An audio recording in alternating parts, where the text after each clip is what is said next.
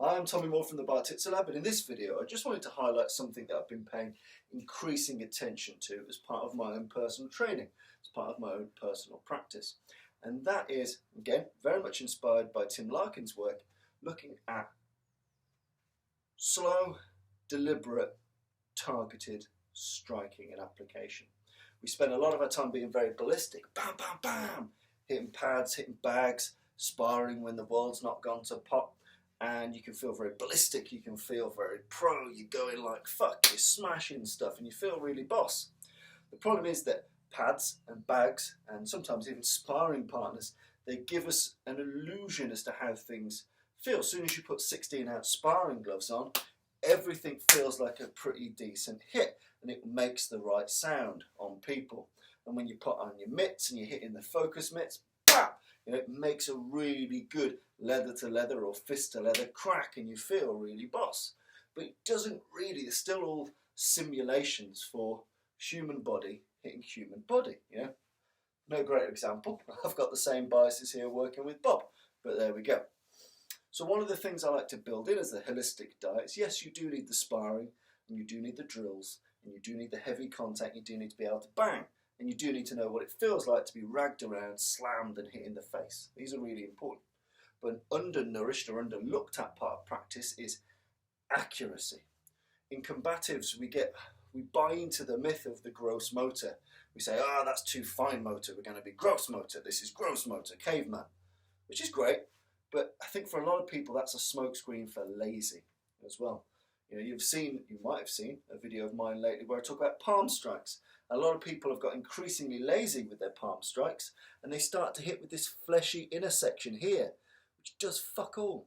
So you might think when you hit something hard with that, pop, you think you've done a really good job because it makes a good sound on a bag or leather or on a bullet man helmet. But in reality, if you want to cause a dent in someone's face and you want to hit them really fucking hard, it's about 10 pence piece size in the centre of your palm. That's the hard bit. That's what you want to hit with. So whilst that motion is gross motor, don't forget or negate the accuracy that you want to strive for by putting the best bit of the tool on the best bit of the opponent, the best anatomy for you to be hitting. So slow, deliberate training is really good for putting the right tool in the right place and start to build that and add that to your repertoire. So a lot of the drills that I spend my time doing now outside of the heavier stuff will be in slow, almost Tai Chi-esque flows, where I start to think effect first as opposed to tool first. So what might I mean by that? I might want my opponent to be unconscious, for argument's sake, in which case I want to engender brain shake. So when I think, I don't just think punch or slap or palm, I think brain shake. So I start to be a bit more deliberate. Maybe I'm going to go for the top of his head as a good lever. If I go near the bottom to a strong bit here, this might not shake the brain as well as this. It might not look as jazzy or feel as jazzy, but being able to ballistically smash up top makes a good brain shaking lever. So again, it allows you to question and experiment what techniques are really fit for the job that you want. And so some of the things I do is I start to think of the effects that I want. So I might think choking. Okay, so if I want you to choke, if I want you to lose air, lose your access to oxygen, do I want to be striking in to the trachea, web of hand to the trachea, elbow? Punches start to be very slow and deliberate in the places that you want. What I like to do as well is also do clockwork drills with the bob. So I might move around and call out the anatomical targets. This is not pinpoint atemi-wise, this is just general stuff that we know works on pretty much every human on the planet.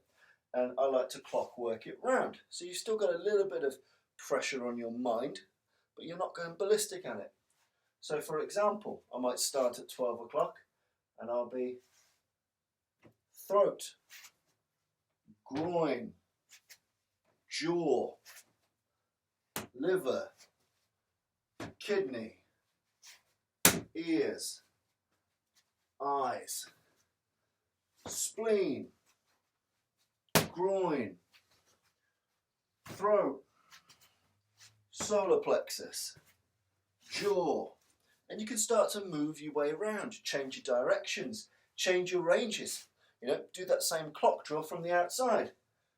Eyes, bollocks, ear. So again, you can be quite long range, or you can be extreme close range.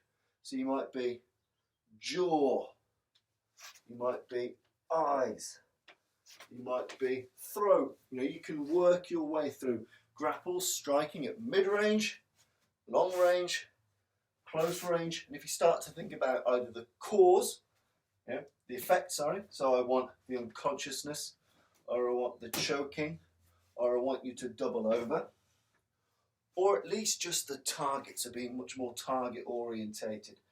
Trachea, jaw, eardrum, liver, whatever. You know, you can really start to build up a much more precise repertoire of strikes and get used to what range dictates what target. But I also find it quite a good exercise for simplification. You can start to strip away things. If you just think eyes, throat, ankle, you know, whatever your preferred subset of targets are, you can make them flow. You can get very accurate with them. The ballistics you can work on, but if you've never taken the time to be accurate, under duress you're going to be very inaccurate.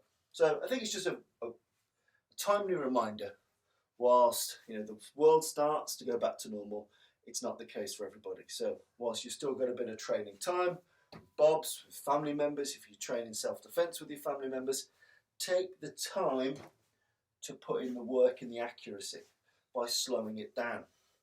A really good thing for this is you can see, is my targeting on point? Yes. But you can also think structurally, am I putting enough weight in me? You know, am I putting the right transference of mass?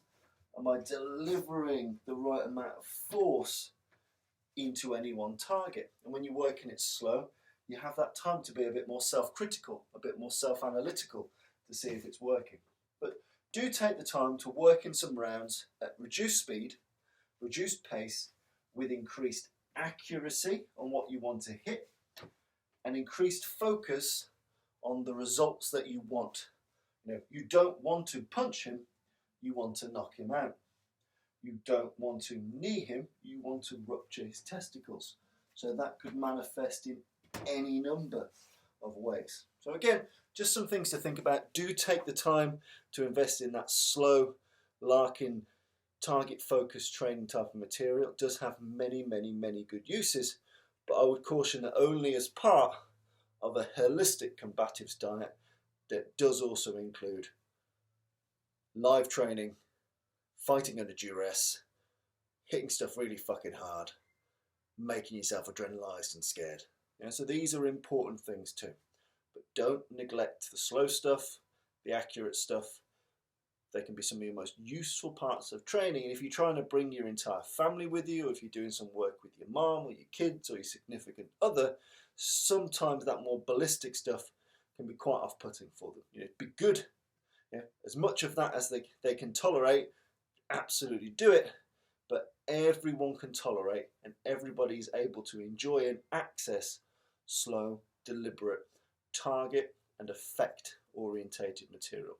So don't neglect it from your healthy combatives diet. It's like a good muesli, you want to have all the good bits in there. Give it a go. If you haven't given it a go, try it now.